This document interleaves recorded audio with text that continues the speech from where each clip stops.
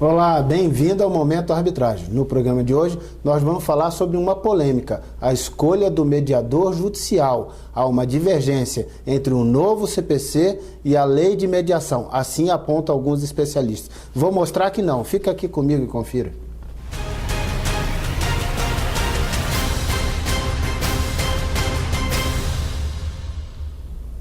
Começa agora o Momento Arbitragem. Muito obrigado por sua audiência. Sou Asdrubal Júnior. No programa de hoje vou falar sobre uma polêmica importante que surgiu a partir da Lei de Mediação, a Lei 13.140 de 2015, de 26 de junho de 2015. Alguns especialistas, ao confrontar o texto da Lei de Mediação com o texto do novo CPC, passaram a entender que a lei de mediação teria derrogado um trecho lá do novo CPC para dizer que o mediador judicial não pode ser escolhido pelas partes e sim tem que ser aceito pelo cidadão, pelas partes, na medida que for designado pelo tribunal. Essa controvérsia ainda existe e a minha interpretação sobre ela é que há um grande equívoco nesse entendimento, que sim, o cidadão, as partes podem escolher o mediador judicial também. Vamos ver por que eu digo isso.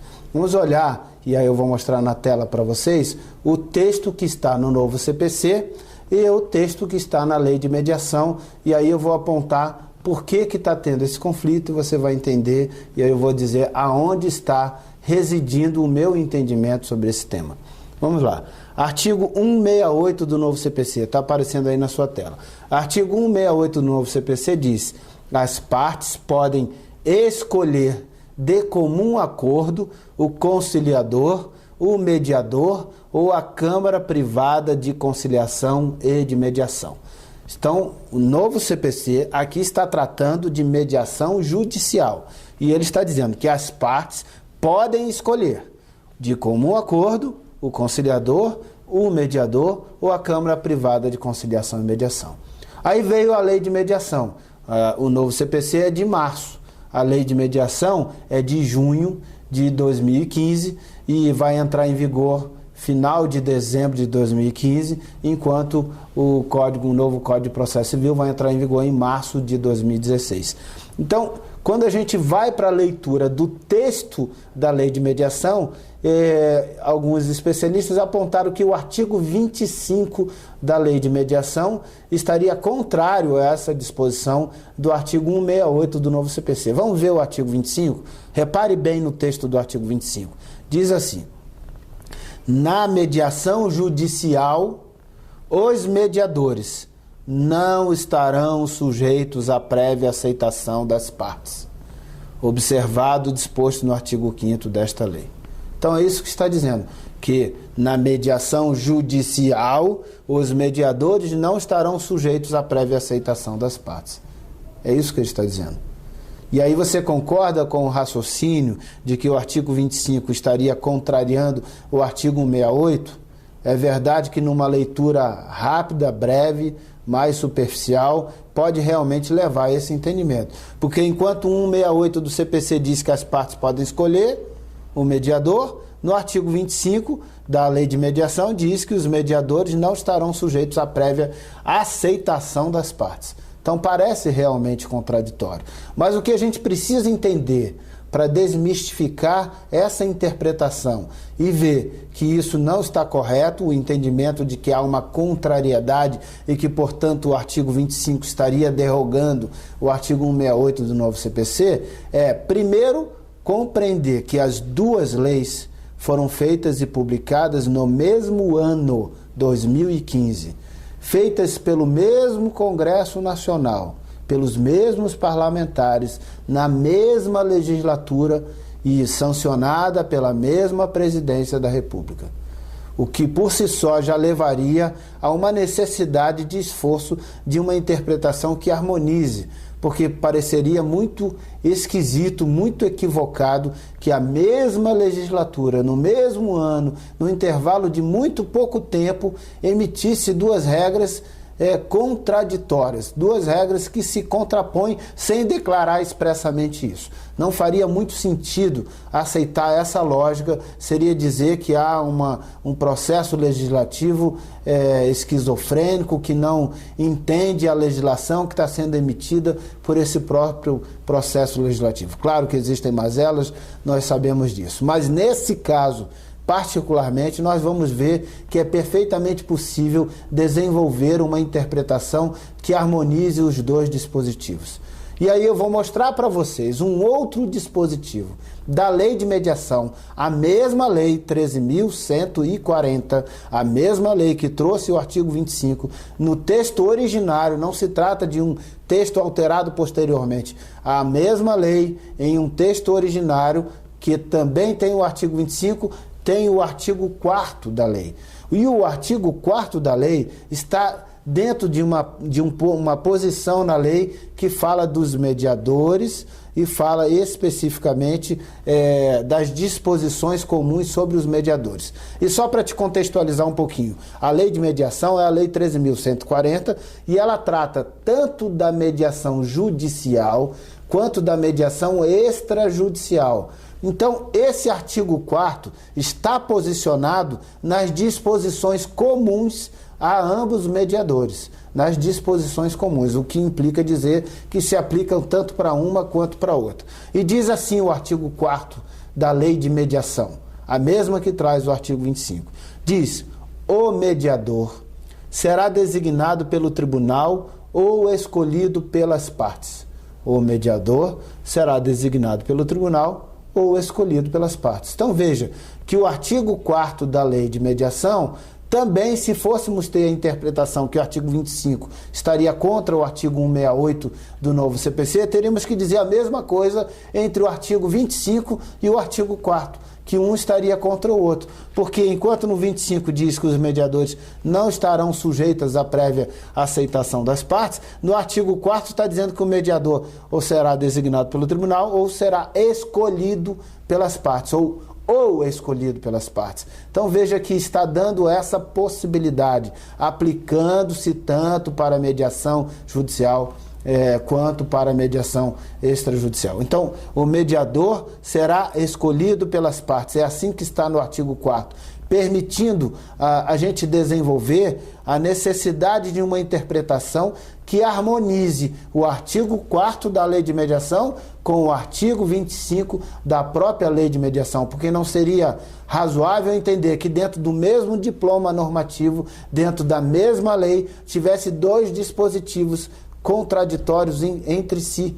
Ou seja, aí não é nem falar que é outra lei, é a mesma lei editada junto, não é uma alteração posterior da lei, o texto originário da lei com dois dispositivos aparentemente contraditórios.